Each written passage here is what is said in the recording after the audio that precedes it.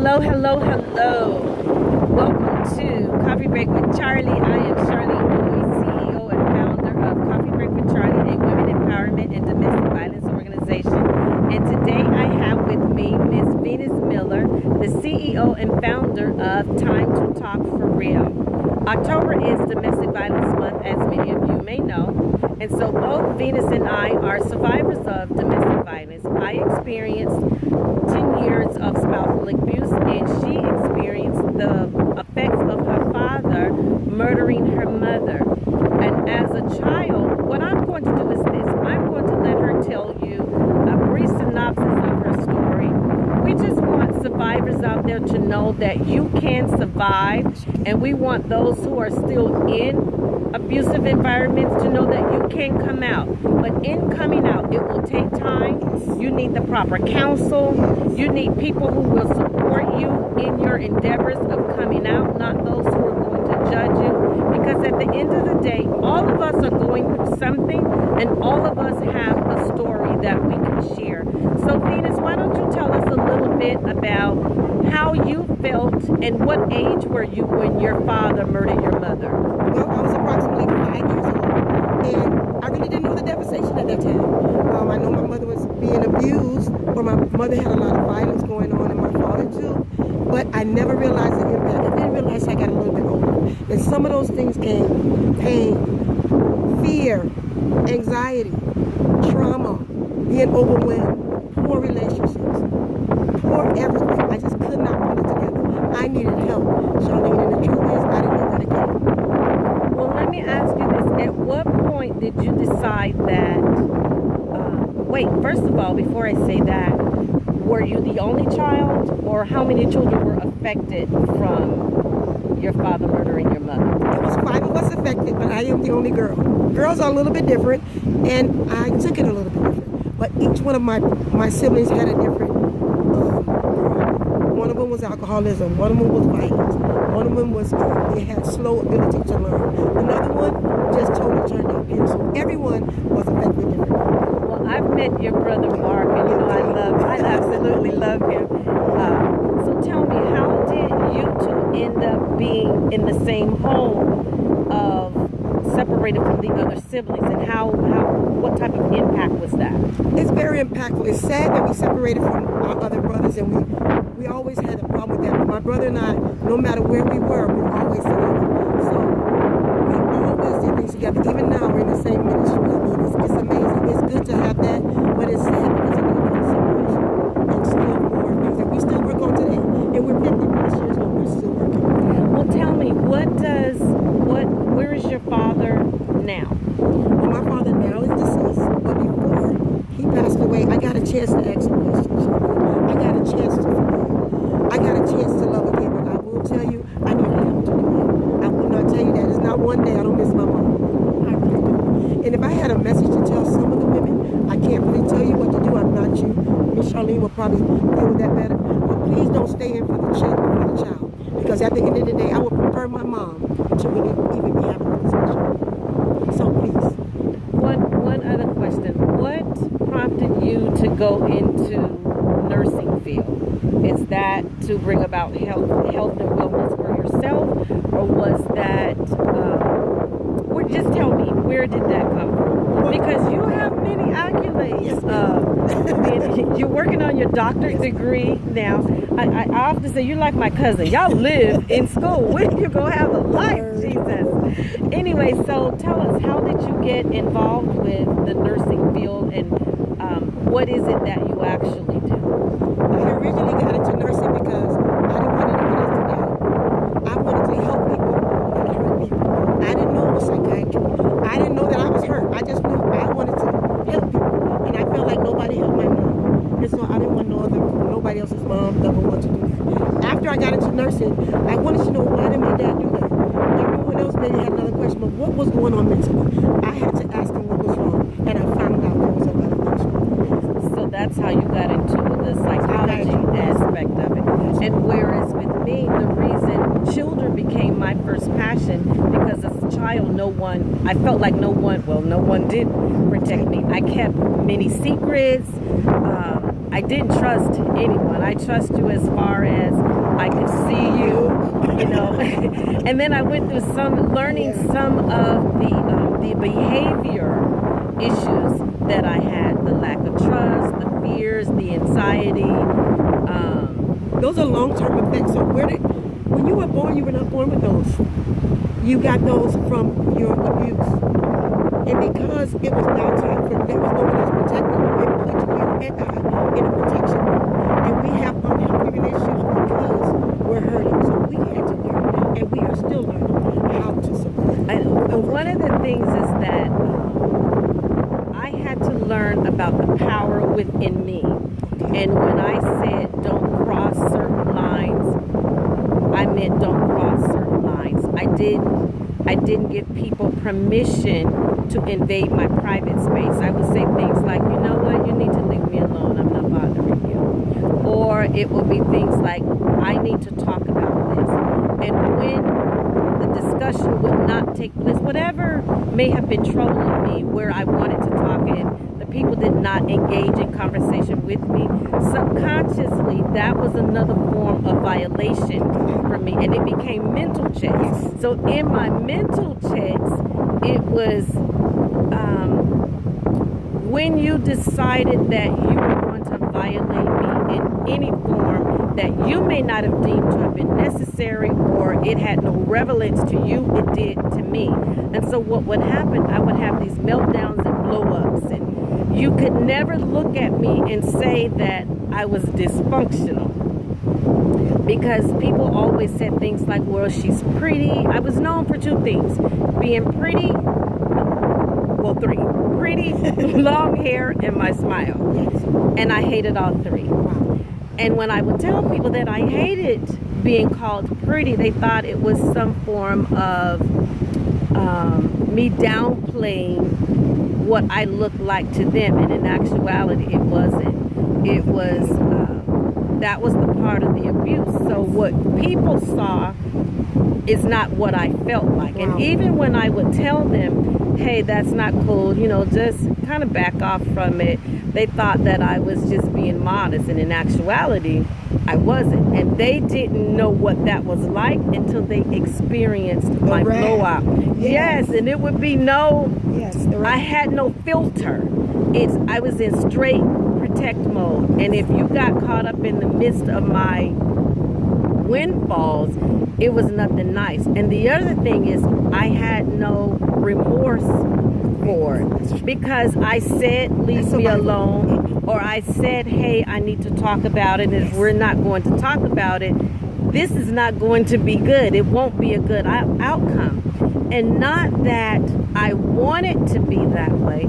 It was, I was in protect mode of me, because you did not hear me say, let's talk about it. Let's come to a happy medium. If we're not going to come to a happy medium, I don't get to listen to you. It did not matter to me if you were the pastor, the prophet, the evangelist, the teacher, the pope. I gave no one permission to cross areas of my life that invaded me. And if you didn't want to be my friend anymore, I wanted friends, but at that point I didn't care, because you had no respect for me and my feelings. Now, did you experience some of those types of things as well? I experienced all of that.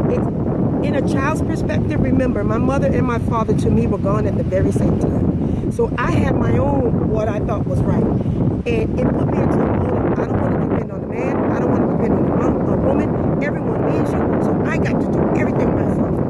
And if you didn't go by my rules, which are the rules I made up at 5, then you were not my friend. And you became actually dead to me. I did not realize that you were even dead. It was not until I got a little older that I found out I was really infected. I needed to be healed. I needed to really dig deep so I can live a productive life and not infect anyone like they had infected me. And so yes. And the other part is when we become Christians. And I often say to leaders, if you don't have a psychology degree that deals with women who've been sexually, physically, emotionally abused, you really should not try to counsel those. Because granted, you may have the spiritual insight, But what happens to us naturally, what goes on in our minds, our thought pattern, you're not qualified to deal with that. You may help us from a spiritual aspect, but then the other component is what makes us tick, what sets us off, how we feel about the way you handled us. That within itself can cause an entire backlash. And what happens is you then call us crazy, because I was called crazy. I was called disobedient. She does not follow rules. She thinks she knows everything. Here for me, it wasn't that I knew everything. I wanted the help. But if you tried to help me, I could feel internally that's not the answer. And what I did was I learned that the hard way, because I had someone say to me, oh, just pray, trust God. You know, God's going to turn things around in your relationship. And it did not happen. And so from that, I didn't listen to anyone at that point. And what I realized is I stayed in my relationship 5 years too long because I listened to people. You want to fit. Yes. And so what I did was I said, you know what? I'm not listening to anyone. And I don't care what they think, how they feel about me, any of that, because you don't know how to protect me. And so for pastors, those who are in pastoral positions, get people like us to help work with the women who have been abused in your ministries, in your women's organizations, because you don't know how we feel. You don't know how we think. Even as her, Venus being a child of domestic violence, she still does not feel what I feel, because I was the parent protecting my children. And I did not want history to repeat itself, so I snatched my family out of it once I had the courage. And what I do is I teach about exit plans, because for years I had an exit plan, I just did not execute That's it. right. You got a lot of plans. And so once I executed it, I did not go back. So tell me, once you got to a place where you saw healing begin to take place, what was happening with you and your brother? How did you feel when you got married? How were you doing during dating stages, things like that? Tell us. Wow. Well, it took me approximately 30 years to even get to that point. First of all, I didn't trust you. So it wouldn't matter what you gave me. You could have gave me God, Jesus, and the angels. I wouldn't have listened. You could have given me even this talk right now. It was the mindset of a broken woman that needed to be challenged first. Which means that, yeah, I believe in prayer. I am a woman of God. But praying over an issue and not dealing with the issue was my issue. Right. And then living up to being a woman of God that's broken, I could shield it for a little while, but what was I doing with my hands? I had broken hands in a position infecting other people. Because you were a pastor's wife. Right. We were in ministry. Right. And first ladies, you don't do that. Absolutely. So I had to learn what a woman of God really was. I had to learn that even though I was a woman of God, I was not healed. I pretended.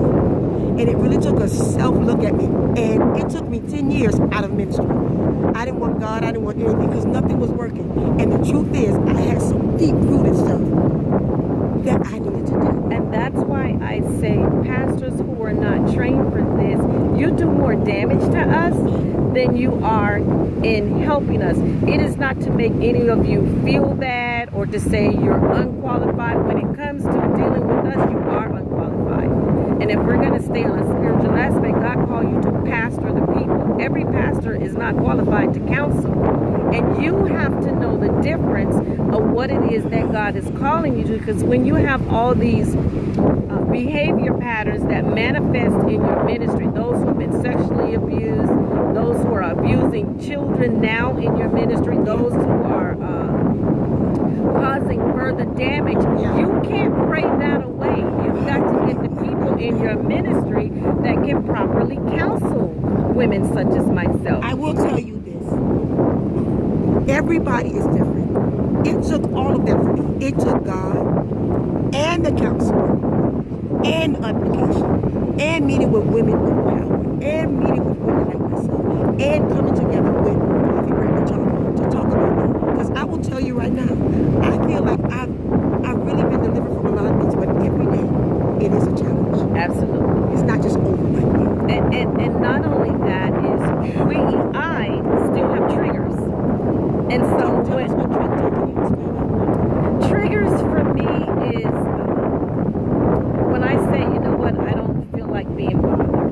and you continue to push. For me, what that does is says you're not respecting the fact that I said I don't want to be bothered. I have times where I just shut down. Nothing's wrong. I don't want to be bothered. I don't want to talk. I don't want to go anywhere. And what I do is I just don't answer my phone. You can call me 50 times. If I don't want to be bothered, I'm not answering my phone. And when you go past that, that tells me that you don't respect my space. And all that does is remind me of being violated, because my first abuser was a bishop. And so me in church, and when people talk about my long hair, he used to twirl his fingers in my hair. And I was probably maybe 5, I think, somewhere along. So I can't remember exactly. I had to be about 4 or 5 somewhere. And I can remember him sitting me in his lap, telling me I was a pretty little girl. So to tell me I was pretty, that was not the best thing for me. So things like that would trigger me.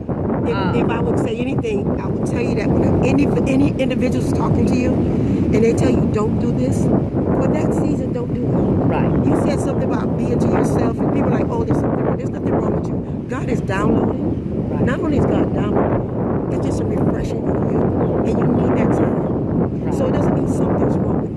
Or even that you're having a trigger. It could mean that I just need this time to think. Because what I also can tell you is I didn't have no respect of person. I didn't give my children permission to violate. No one meant no one. And one of my children probably suffered the most. Because no matter how many times I said no, don't cross that line, that particular child crossed it every time. And I tell you, I can remember one time where it just did not go good at all. Because certain violations run very deep with me. What I was able to do is recognize what that is. And so what I learned how to do is when I tell you don't do a particular thing, if you continue to follow what you think is best, I leave. Right. Because if I don't leave, it's going to be ugly. I wanted to fight in church. I took an individual that I kept saying, leave me alone, leave me alone. They wouldn't. And I said, can you come in my office for a second? I took them in my office. I grabbed her by her neck and I threw her against the wall and I told her, don't you ever disrespect me like that again. And I probably cried for like 2 weeks.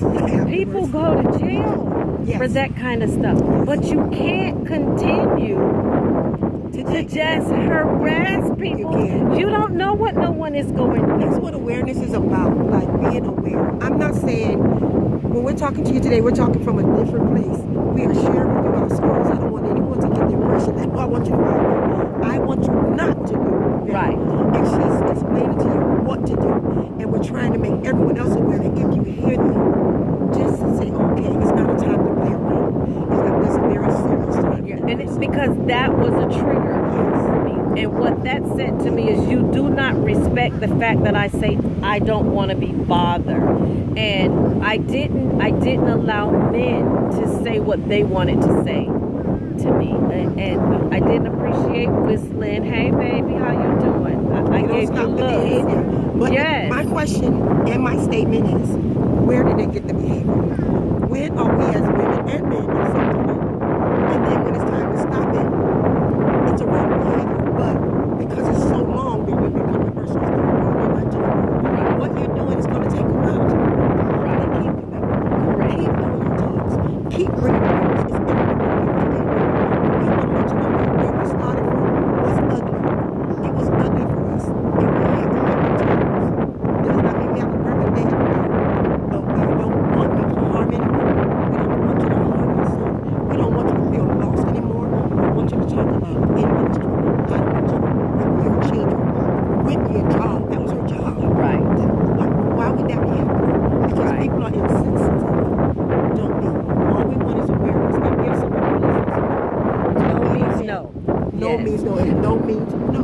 And the thing is, men don't understand no, because some women no It's not. does not mean no. It means keep trying, keep pursuing. Playing around. And so therefore it gives men the mixed signal of what to do. And so when they're dealing, rather than taking woman by woman, they take one woman and then group her everything. with all the women. And then when you get, for example, dating wasn't my priority. My priority was to make sure that my children were okay.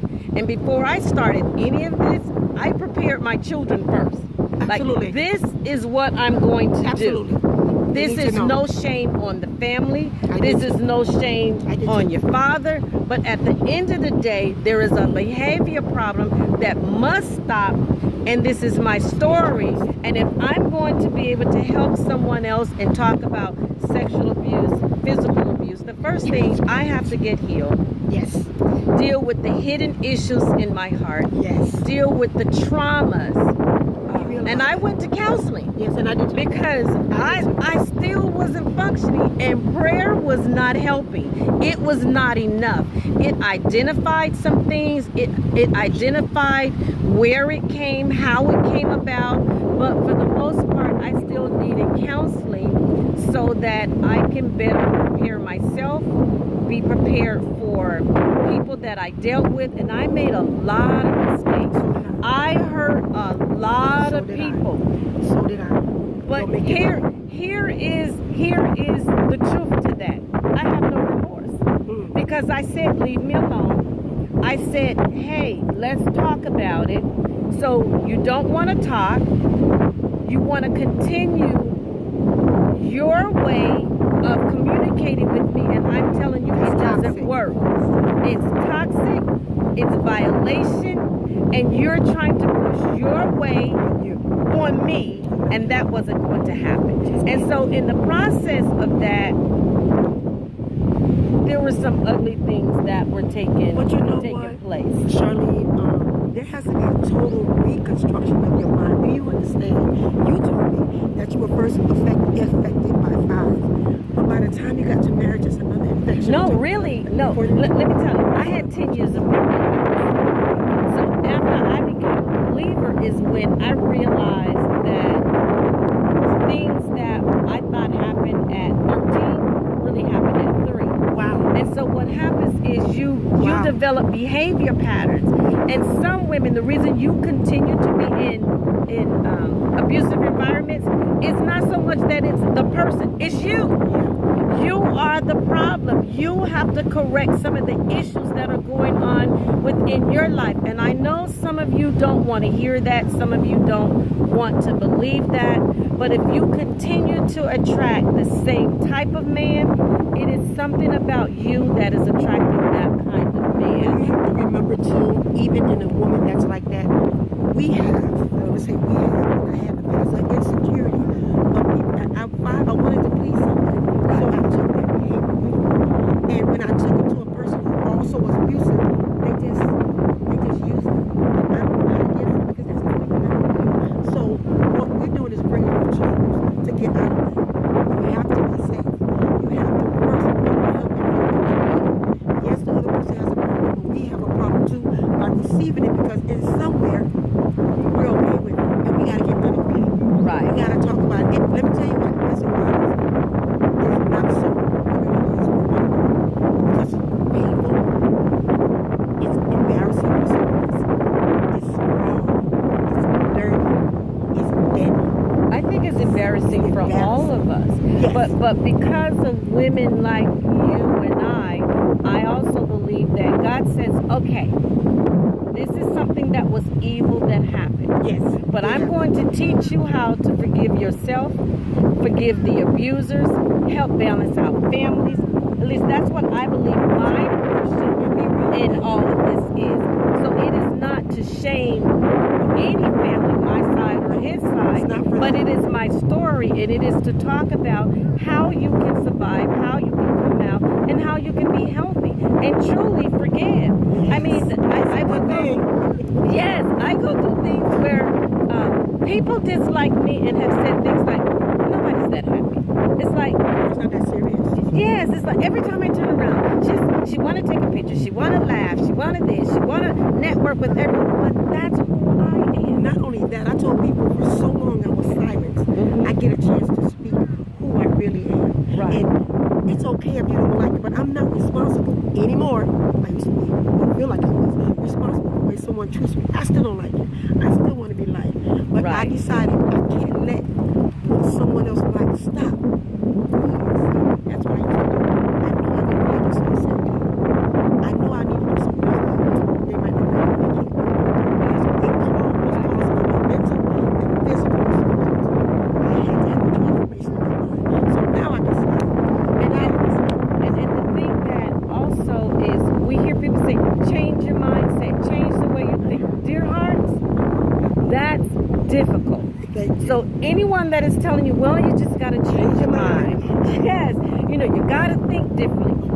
It took years, 35 years for me to get to this place.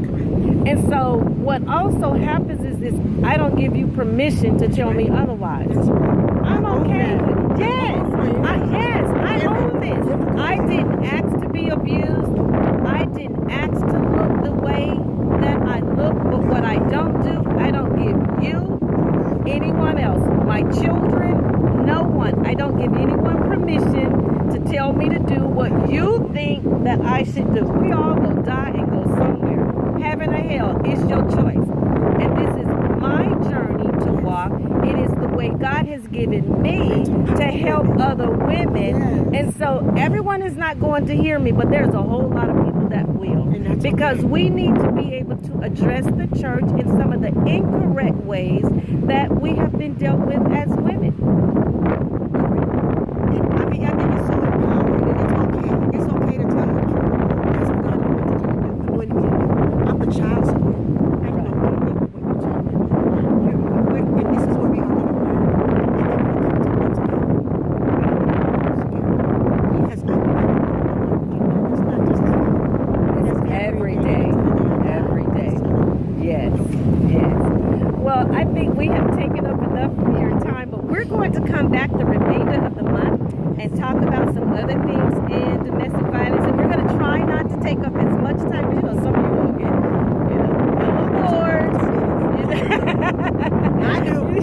You know, you can't watch it too long. So hopefully this has been beneficial for some of you all. And we can give some insight into what it is that we do, our workshops. And I used to tell every workshop that I went to. Now, you know, I just do what I do, and it's okay.